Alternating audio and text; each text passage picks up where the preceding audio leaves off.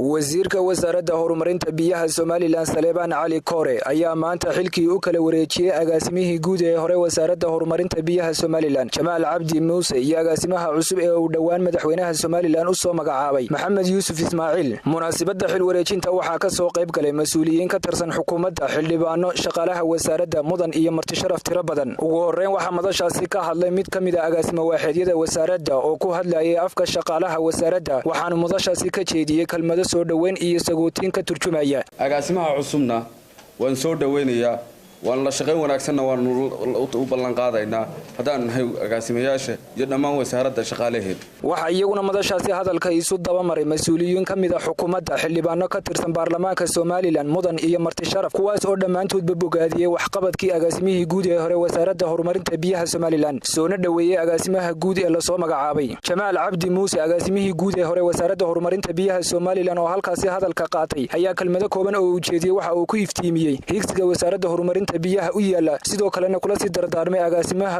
cusub ee la soo magacaabay inuu halkaasi ka sii aanba qaaday hawlihii shaqo ee wasaaradda horumarinta biyaha. inta haddaan kaga tago heega ama dheega ama qalfoofka ay leedahay wasaaradda horumarinta biyuhu waxa muhiim ah mudan agaasimo guud wasaaradda xilkeeda agaasimaha guud maanta aad la wareegaysaa waxay leedahay himiladeeduna waxa weeye inuu dalkani helo biyo nadiif ah oo ku filan dadkeeda loo helo, isla markaana kor loo qaado heerka tayo hubinta biyaha, nadaafadda biyaha iyo fayadhowrka guud. taas waa himilada ku sugaysa inaad fuliso. sidoo kale agaasimo guud wasaaradani waxay leedahay higsigeeduna waxa weeye in la kobciyo oo kor loo qaado biyaha dadka, biyaha xoolaha, biyaha deegaanka, biyaha warshadaha iyo wixii la mid ah. arrintaas waa arrin weyn oo ku sugaysa. mudan agaasimo guud iyo marti sharafta halka joogta dhammaantiin, wasaaradda horumarinta biyaha waxa u degsan mudnaan ay leedahay oo ay ka duulayso oo ay tahay inay gaadho.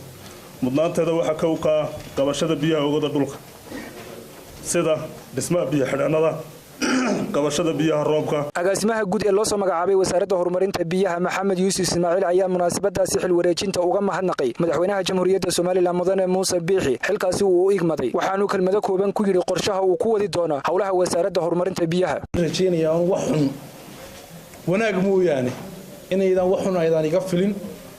dadaalkaas iyo hawlaha qaranka u haysaan wixii aan idinku dhaamo inuu idinku kordhiyo mooyaane insha Allah waxaan jecelay ka dare inaana noqonon meel fiican insha Allah hooyadan aan ka qaadi doono musiibo.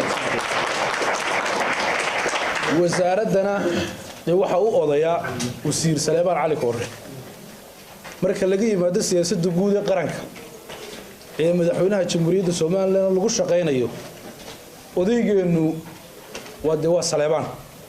isagana siyaasadiisu baynu kula shaqeyn doonaa inuu ku shaqeyn doonaa insha Allah taala.